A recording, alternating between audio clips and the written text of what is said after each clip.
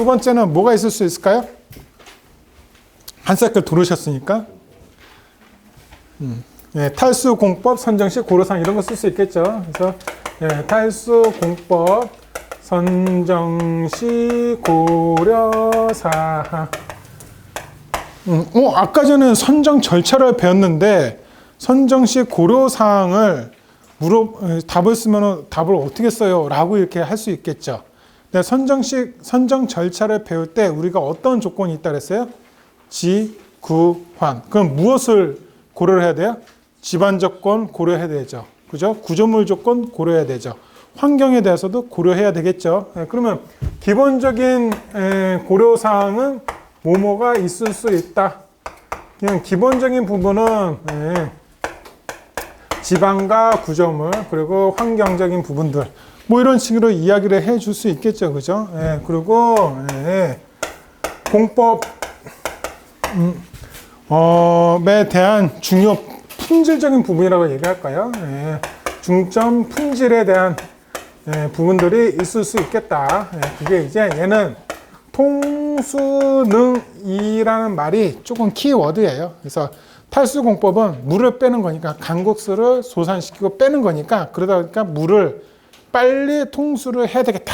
이렇게 이제 생각을 하시면 되겠네요. 그죠? 그래서 중점 품질 사항이 이제 통수능에 대한 부분이고요. 그리고 안밀 시간 관리가 되겠죠. 그래서 T는 뭐라고 했어요? CV분의 TV, H의 제거 이렇게 이제 되어 있죠. 저는 이제 쓰기 귀찮아서 이제 여러분들이 이제 써야 되겠죠. 뭐 이런 이야기를 우리가 해줄 수 있을 거더라. 자, 이거 말고 우리가 조금 더 이제 생각을 해볼 수 있는 것들이 플로우 차트에서 아까 계측에 대한 이야기가 있었죠, 그렇죠? 그러면 계측에서 나는 내용을 잘 모르겠는데 어떤 내용을 써야 될까라는 단어를 아까 생각해 보니까 거동이라는 말이 있었어요, 그렇죠? 그냥 그거 쓰셔도 됩니다. 그래서 계측 시 거동 변화에 대한 부분들 이런 부분들이 있겠죠.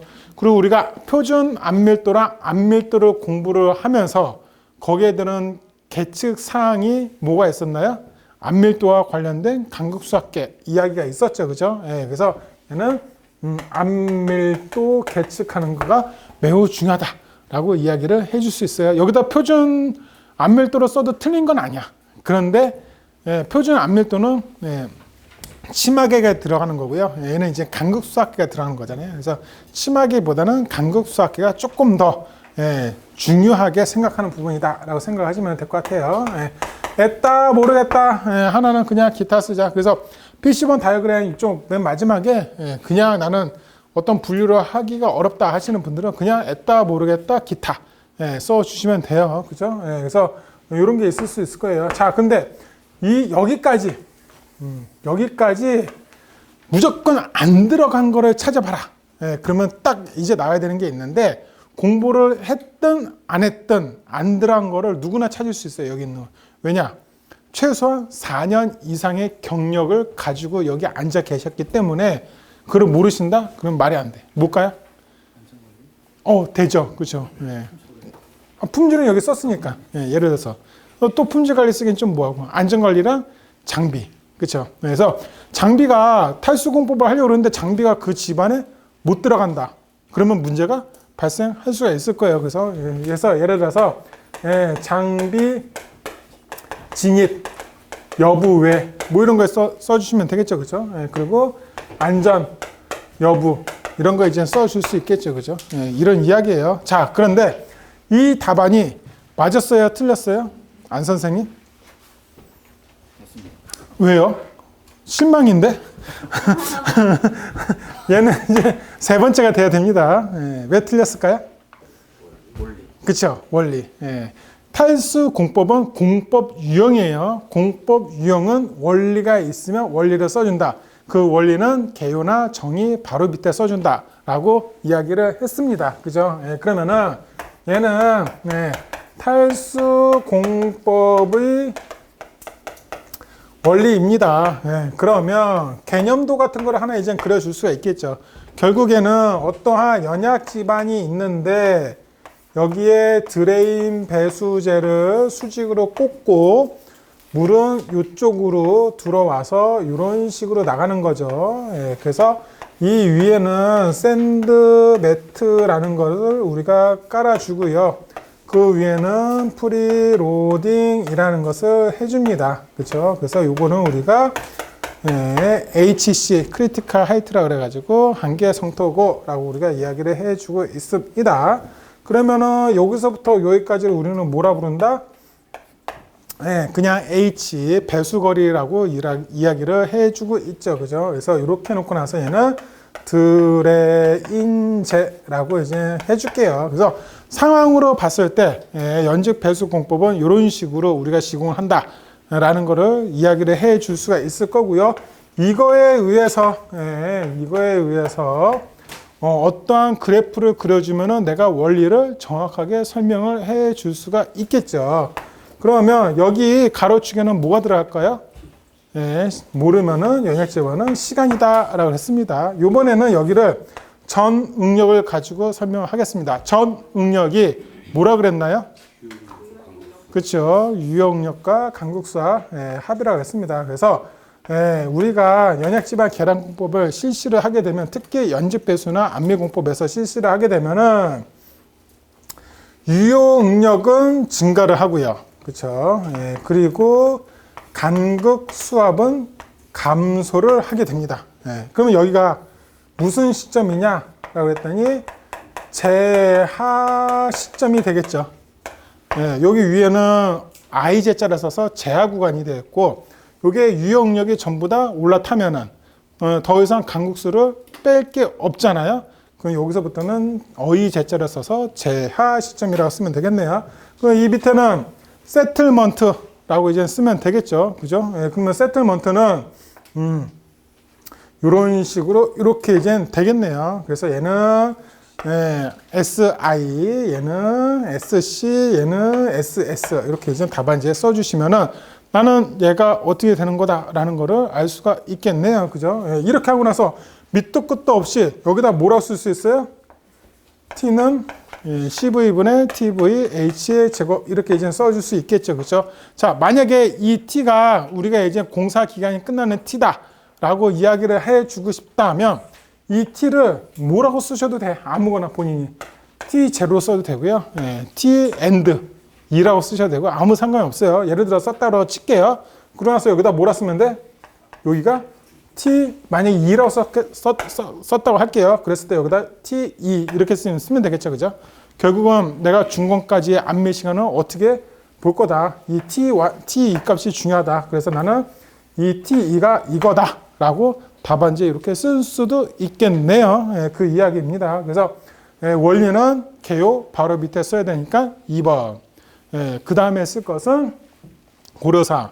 그럼 이거 써도 되겠죠. 아까 전에 얘기했던 거 탈수 공법 선정 절차 쓰셔도 돼요. 저는 근데 그 절차를 고려사항으로 바꿨을 뿐이에요. 여러분들이 자꾸 이렇게 저처럼 바꿔서 쓰는 연습을 하라라는 의미에서 그렇게 썼다라고 지금 보시면은 될 것 같습니다. 자, 이제 본론 들어갈게요. 그래서 본론은 아무리 늦어도 몇 번째 줄부터 쓴다? 23번째 줄부터 쓴다라고 말씀을 드렸습니다. 그래서 탈수 공법의 종류. 교재처럼 쓰면은 쓰다 지쳐. 못 써요. 그죠? 그럼 우리는 어떻게 쓸 거냐? 그랬더니 그냥 내려서 쓸 거예요. 샌드 드레인. 샌드 드레인이 무엇이다냐? 그랬더니 여기에 이런 식으로 샌드 드레인 이게 설치를 하겠죠. 그죠? 그래서 얘는 케이싱이 될 거고, 케이싱이 될 거고, 설치가 끝나고 나면 여기 이제 모래 기둥이 있을 거더라. 그 이야기가 됩니다. 그리고 여기다가 샌드 매트를 우리가 설치를 할 건데, 이 샌드 매트에 만약에 내가 규격을 알고 있다면 여기에 대한 규격 K 값을 우리가 쓸 수 있겠죠. 그죠? 그래서 1 곱하기 10의 마이너스 3승 이상이에요. 그래서 어떤 규격이 있다 그러면은 그 규격을 써주시면 될 것 같아요.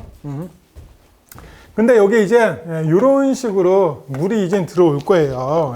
강국수가. 근데 이제 강국수가 점성토 집안에서 이렇게 들어오게 되면은 아무래도 모래 기둥에 물만 오는 게 아니라 무엇인가 점토질이 이렇게 이제 들어오겠죠. 그죠? 예, 그런데 그게 들어오려고 봤더니 케이싱으로 지반을 교란을 시키면 시킬수록 더 많이 들어오겠죠. 그죠? 그래서 케이싱을 설치를 하면서 들어가면서 교란이 되는데 요 교란되는 이 영역에 대한 요 부분을 우리가 스미어 존이다라고 합니다. 그래서 스미어 존, 그리고 스미어 존이 발생하는 구간에는 스미어 이펙트가 발생한다라고 이야기를 해주고 있습니다. 그럼 이렇게 해놓고 나서 여기다가 특징을 써주시면 되겠죠. 종류별 특징이라고 문제에서 물어줬으니, 그죠? 그래서 샌드 드레인은 안밀 효과가 크다.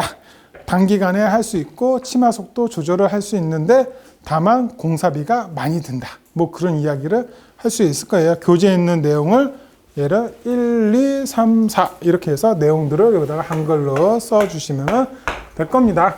두 번째 나오는 게 페이퍼 드레인. 얘가 비싸잖아. 그렇죠? 비싸니까 얘를 모래 대신에 종이로 하자.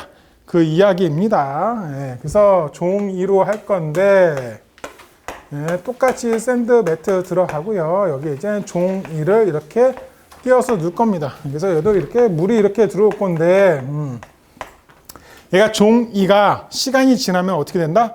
열화가 돼요. 그렇죠? 우리 그 화장실 갔다 가져가는 휴지 있잖아요. 그 물속에서 담가 놓으면은 금방 흐무적흐적하고 끊어지죠. 얘는 이제 그 정도는 아닌데 아주 오랫동안 있으면 얘가 끊어져. 뚝뚝. 저도 예전에 이 페이퍼 드레인 그거를 이제 해본 적이 있는데 지금은 페이퍼 드레인 거의 안 해요.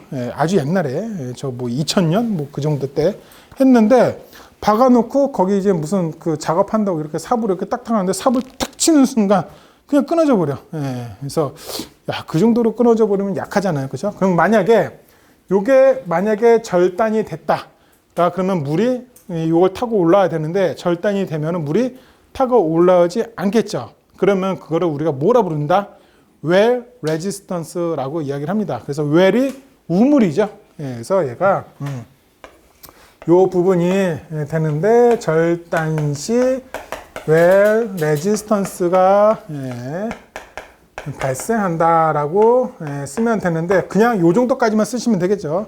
well resistance 발생한 한글까지 쓸 필요는 전혀 없어요. 제가 지금 자꾸 뭘 하고 있어요?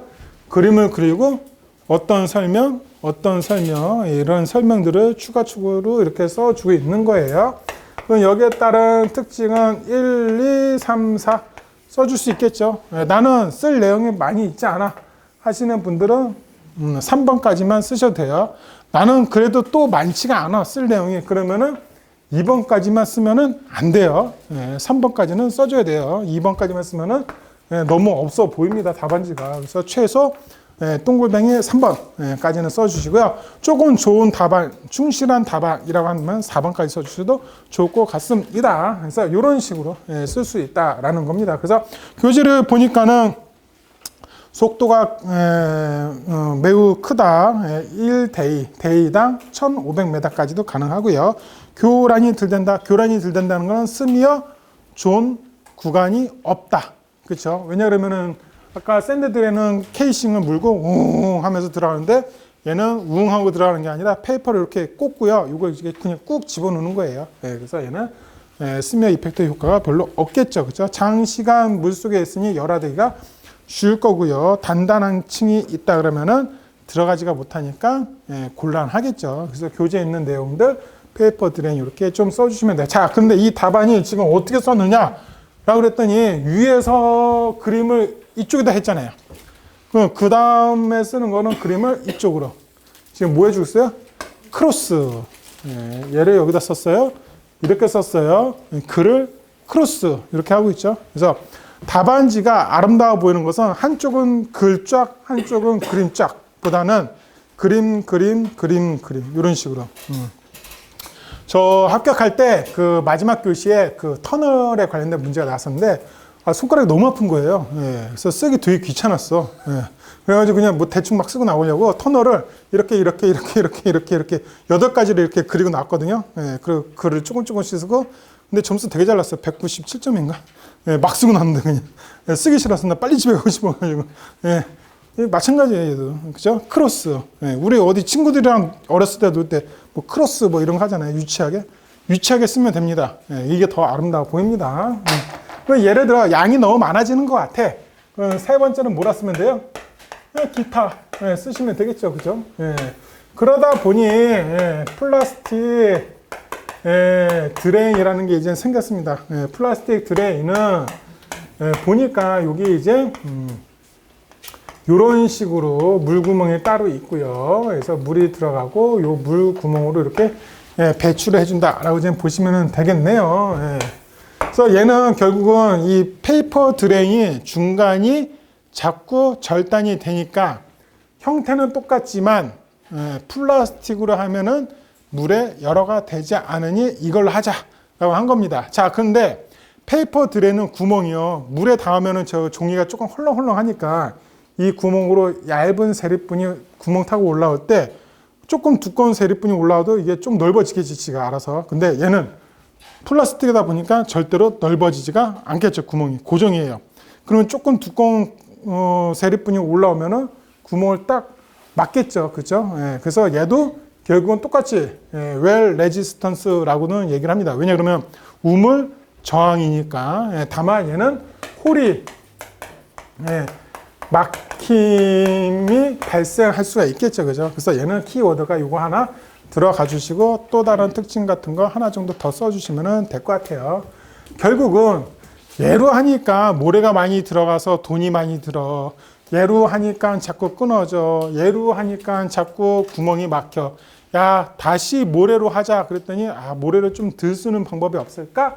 해서 나온 게